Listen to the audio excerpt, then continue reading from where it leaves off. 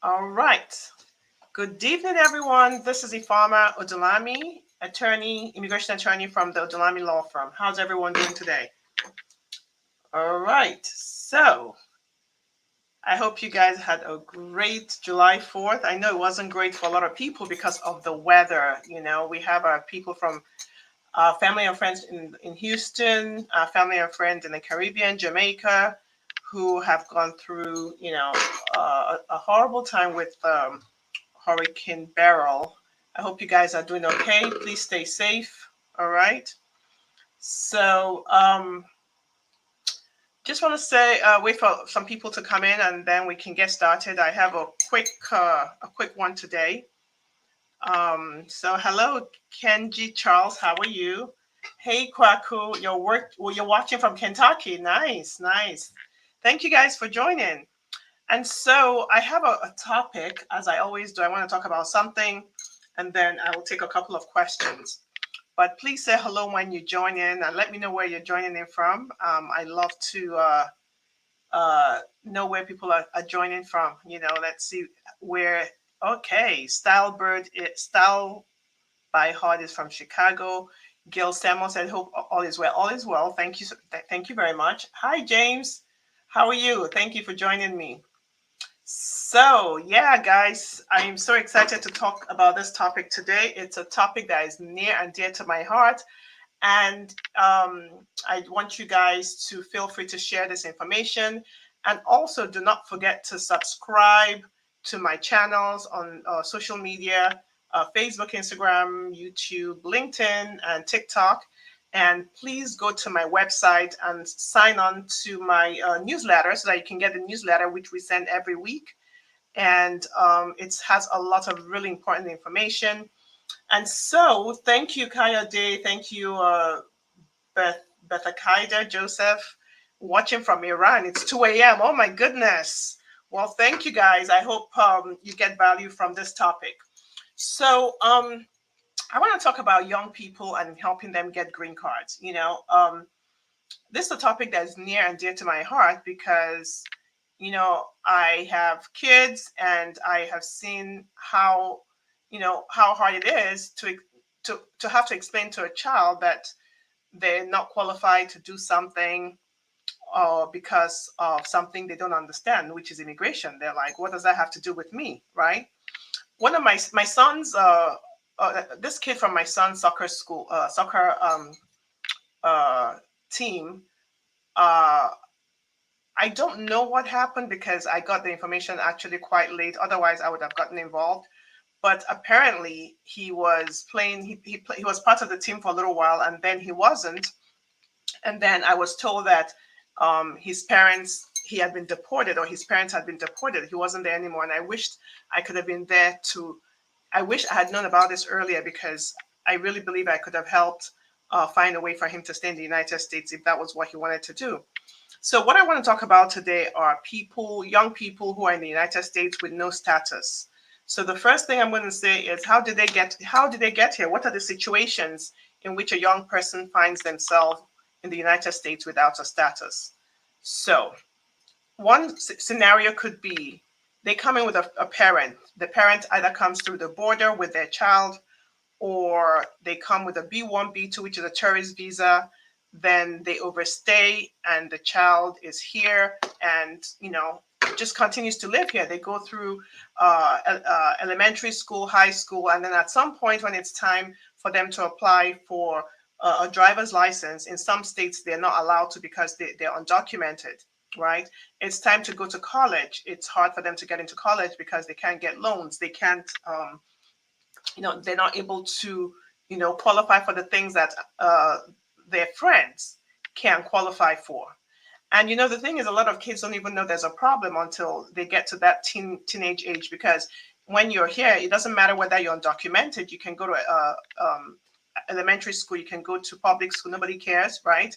But once once they get to that age, 16, 17, 18, where they're trying to get a driver's license or they're trying to apply to college, they begin to see the disparity. And it's really, really hurtful for kids that have some siblings who are US citizens and they have no status.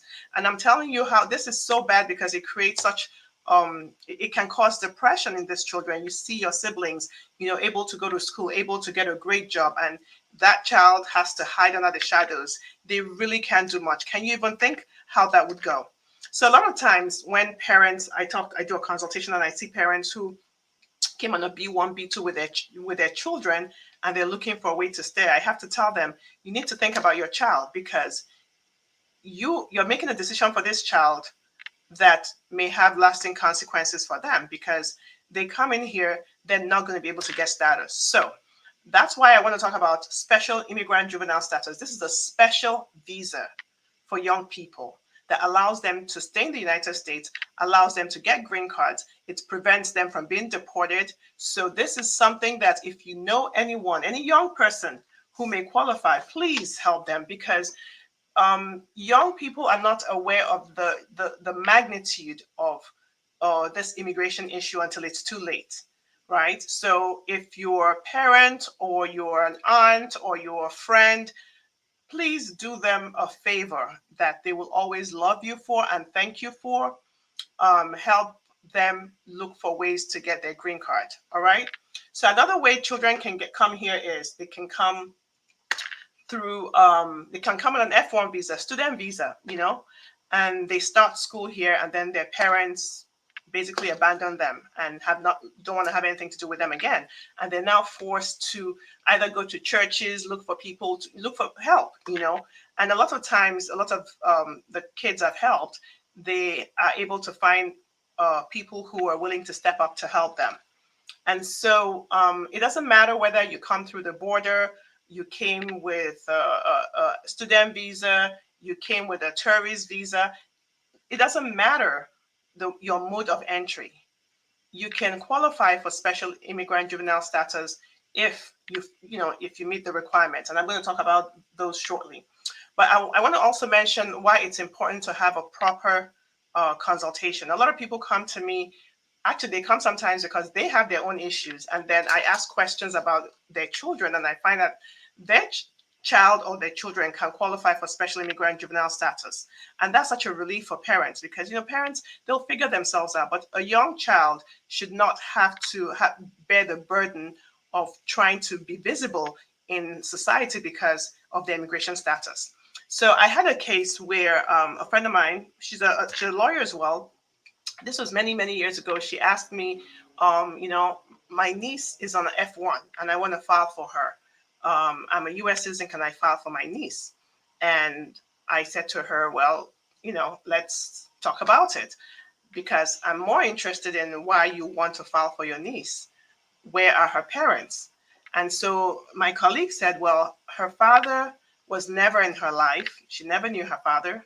And her mother died of cancer. So she had come into the United States shortly after her mother died on an F1 visa. She was staying with her aunt, basically a way to get her away from the sadness. And also because there was nobody in their country that would take care of her, because the grandma was really, really old. So I said to her, well, why you cannot file for your niece? Because you're not an immediate relative. But your niece can get a green card through something called special immigrant juvenile status. And that's what we did. And within a year, she had her green card. And yes, she was still on F1 visa, but she got her green card. But do you have to be legal? No. So let's talk about the requirements of a special immigrant juvenile status. Number one, you must be present in the United States, right? So you cannot apply for special immigrant juvenile status when you're not in the United States. When you're in other countries, you must be present here. Number two, you must be single, right? Not married. And you must be under 21 years of age. So I'm going to talk about this a little bit, because the 21 years of age is actually the immigration requirement, but there's a portion of the process that happens in family court, right? And that portion, which is the guardianship, might require the child to be under 18 to be able to get through the family court hearing, under 19 in some states, maybe even 20, in other states. So it's important that depending on the state that you are, that you know the requirement. So the process, well, let me get through all the requirements. I'll go through the process. So you have to be under 21 to be able to file for special immigrant juvenile status with immigration. You have to show that the child has been abused, abandoned, or neglected by at least one parent, right? It doesn't have to be both parents. It can be one parent, right? And you also have to show that there can be no reunification with that abusive parent. You also have to show that the child is better off in the United States than going back to their country. And of course, the family court, they must be dependent on the family court. They must be declared dependent on the family court. So let's talk about the family court process, because the special immigrant juvenile status is now like really a three-part process. It used to really be just two, but because of retrogression, because of the backlog, now it's a three-step. So the first step is getting a predicate order from a family court. So this is state court matter, right? And the law depends on the state. So in a lot of the red states, they require that child to have declared dependent on the court before they turned 18, right? In a lot of the red states. In a lot of the blue states, it's 21, right? So you need to know what the age requirement is for your state.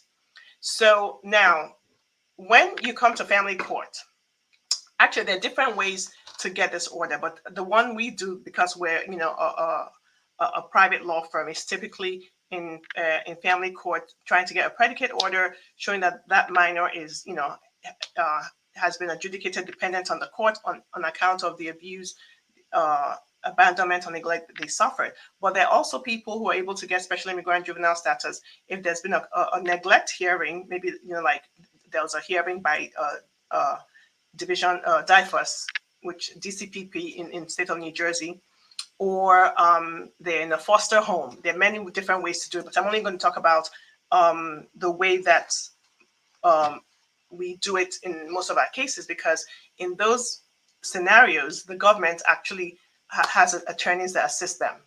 So the first thing is family court. We need to have somebody who's willing to step up to be the guardian for that minor, right? And the guardian could be the other parent. The non-abusive parent could be petitioning the court to be a guardian. It could be a sibling. It could be a friend. It could be grandparents. We've done cases where the grandmother stepped in to petition custody for the child for SIJS purposes, right? We've been successful with that. It could be a family friend. It could be somebody who, just stepped into the life of the child to assist that child, right? So it could be a sibling, right? So as long as you have somebody, it could be non-relatives too, that's willing to step in to petition the court, then that works. And so the court will make a finding based on the things I mentioned, that the child was abused, abandoned, or neglected. And now this is one thing I want you to take from here. Abandonment in some states can be the death of a parent. So if a child has lost a parent, that could be abandonment because that parent isn't there. And neglect typically is the failure of a parent to take care of their child, to provide for that child. That's neglect. Are they in contact with the child? Do they call the child? Are they providing financially for the child? Are they providing emotionally for the child? And if they're not doing this, that's neglect, right? And so we want to show that this child has been abused, abandoned, or neglected by one or both parents. We want to show that the child is better off in the United States. We want to show that the child cannot be reunited with that parent. And now let's talk about abuse. Abuse does not have to happen in the United States. That's important because a lot of our clients, their parents are in their country. And so they might have found their way here on their own. because, you know, running away from home or just coming for a better life, but they, in their own, you know, in their own homes, they had a drunken father, a mother that physically abused them, mentally abused them, emotionally abused them, didn't take care of them, right? Or you have children who were forced to get out of school and go work, or children who were, you know, who were abused in one form or the other. It could even be, you know, verbal abuse. Alone or together with other factors can show that there was a neglect, abuse, or abandonment. So once you're able to do that, in many family courts, there's a hearing. We go to court, we present the case, and then the court makes a determination. When the court makes that determination, typically we have an order which now allows us to file special immigrant juvenile status. So the first part is the family court portion. Then the second portion is filing the SIJS petition, which is done on Form I-360 with immigration. Now, because of the retrogression, we're only filing the I-360. You cannot file the adjustment of status to get the green card because there's a backlog. There was a time many years ago we could file the I-360 and file the adjustment of status, and we're getting our clients, getting them have their green cards within like 3 months, 5 months, 10 months. I think the latest we had was a year, but that has changed now. Now there's a backlog up to 3 years, right? So the important thing is, once you file the I-360 petition and that petition is approved, right, that child will be able to apply for work permit, which is fantastic, right? They can apply for loans to go to school, right? And they now have deferred action, which means they cannot be deported. They cannot be deported, all right? So it's important that our children feel safe.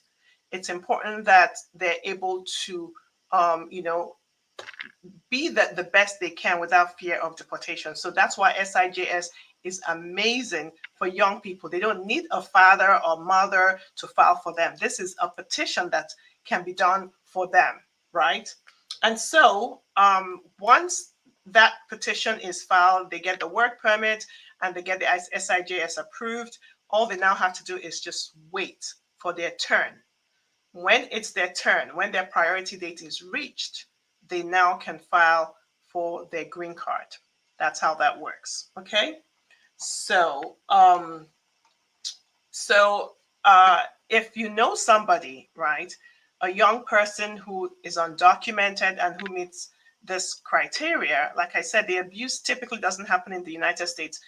Don't think that the parent has to have abused the child here in the United States. The abuse could have happened in their home country, right? They may qualify for that.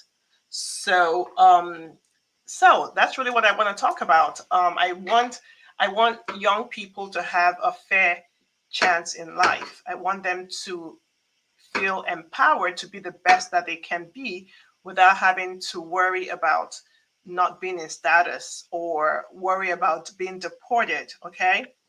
So that's, let me see if I'm going to answer a few questions. And then I will head out. Let's see, yes. Hey, Harvey, thank you for joining.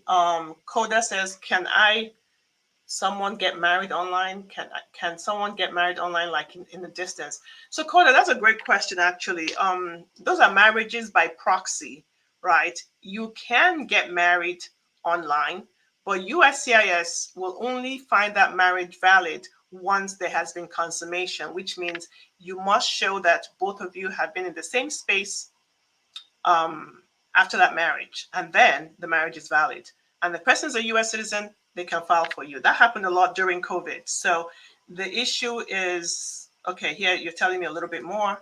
I got my 2-year green card a year ago, and I got married 2 years half ago. Can I apply for the 10-year green card and the citizenship the same year? So if you got your 2-year green card, you do not qualify to apply for citizenship until you've had your green card for 3 years.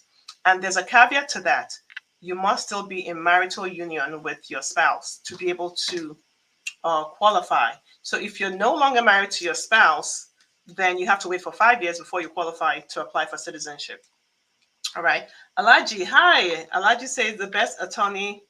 Hi, how are you? Which airport is better for re-entering using advanced parole? Alaji, honestly, I know there's some certain airports that have a really bad reputation, but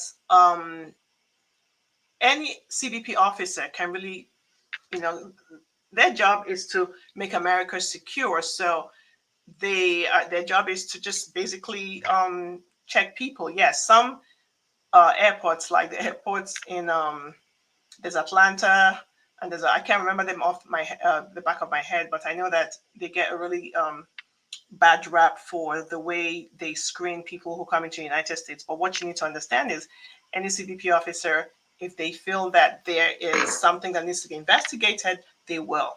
All right.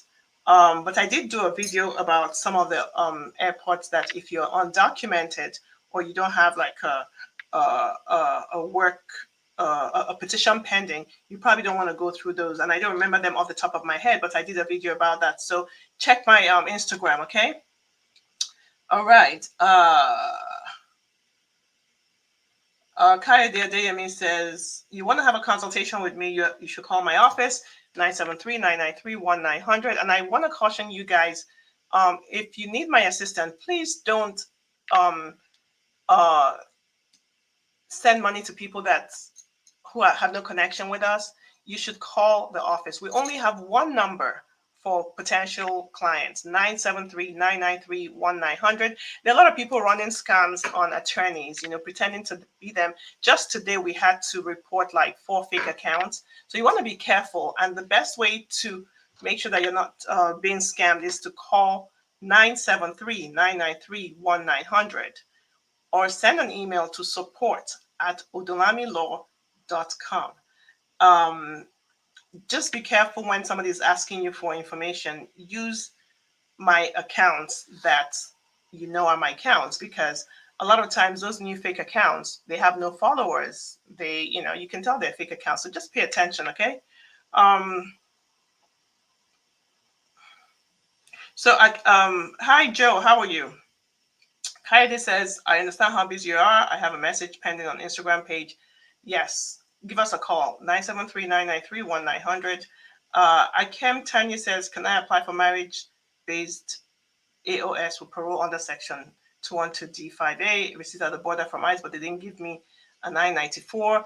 Ikem Tanya, you should call the office. Let's take a look at your case, because yes, sometimes you are not able to adjust your status, but it depends on the kind of parole you got. So call my office, 973-993-1900. I don't want to give you legal advice unless I know what I'm looking at, okay? So this is just information. I'm not giving legal advice. So I think if you need advice, you really need to talk to a lawyer, so you make sure you're getting this done right, okay? Joe, you're very welcome, all right? Yeah, he said there are lots of evil people online. It shocks me. I can't even lie to you, because I'm like, people just get up and make fake accounts of other people. They're having conversations pretending to be lawyers, I know my colleagues and I, we complain about that, but we want people to just, be really careful who you're engaging with. I mean, I get emails all the time from people telling me to join this. I'm not, I have to Google to make sure it's the right, these people are legit, We only have one phone number for people who are booking consultations, 973-993-1900. We only have one email for people who are looking to meet with me, support@odunlamilaw.com. So anybody else that's giving you another number, that's all right. Fitness Call says, I have a question. I applied for VAWA in 2022, but it's strange. I haven't received my work permit yet. That is strange, Fitness Call. But the issue might be that when you applied for your VAWA, did you apply for adjustment of status? And if you did you put the proper code? Because a lot of people apply for a work permit and adjustment of status with their VAWA, but they put C31 instead of putting C9. So that might have been the reason, because if that's the reason, you're going to have to wait until your VAWA is approved. Actually, let me go back to that. find out what your I-765 application was. If there was a mistake there, you have to apply for the work permit and use the C9 code, okay? Otherwise, if you don't do it the right way, you're going to have to wait until your VAWA is approved before you get a green card. All right? Okay. Let's see. Kenji Charles is watching from California. I am Benedicta is watching from Atlanta. Welcome. Let's see. And I had somebody from Denver, from Abuja. So Leonlyn says, my aunt adopted me when I was about 12. She's a United States citizen. I'm Jamaican. Can she file for me? Answer is, it depends. How old are you now? Because I'm going to need some more information. So give my office a call, 973-993-1900. Let's see how we can help you. Because if your aunt adopted you when you were 12 and it's a legal adoption, she is your parent. So that's not a problem. But if you are over the age of 21, even though she can file for you, you're not going to be able to adjust status without a waiver. So yeah, let's talk.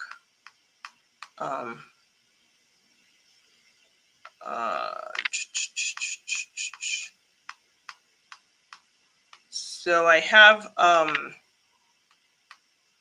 somebody says, please reply me. I always come online. You don't read my message.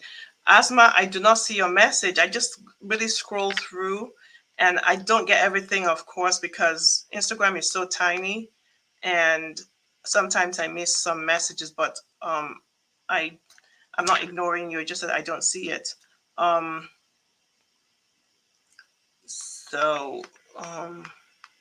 Let's see. I'm looking for more questions, but I think that's really it. I think that's it. All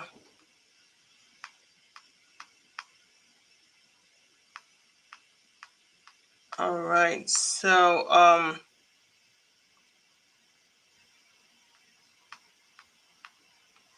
right, guys, I think that's pretty much it. So I think I can ask, do you have an office in Houston, Texas? No, we don't. Our office is in New Jersey, and but we are able to assist clients all over the United States because immigration is federal law. So I think somebody also asked the question. Yes, Abdul Hamed Castle says, which is better, SIJS, New York or New Jersey? Well,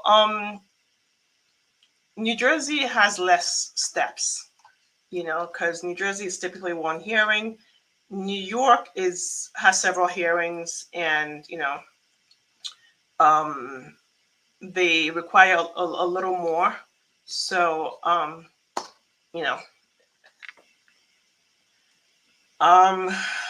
Musa says, I'm a U.S. citizen. I have a wife overseas in Asia. What document do I need to invite her over here? So Musa, if you're a U.S. citizen, you definitely can file for her. The first step is to file the form I-130 and I-130A. Once that's approved, the case goes to the next stage, which is the NVC, National Visa Center. And then you have to upload certain documents. She has to fill out the DS-260. And once she's found, the application is found to be documentarily qualified, then you move on to the interview. Then she gets interviewed. She does all the things she's required to do prior to the interview and after the interview. And if she's approved, she comes into the United States. The whole process could take up to 2 years, depending on where you're from. Okay. All right, guys. It was lovely talking to you all. I will be back another time. So if you have any questions or you want me to talk about a particular topic, put it in the comment section, okay? Because sometimes I'm trying to figure out what to discuss. What do you guys want? All right, take care and have a wonderful night. Bye-bye.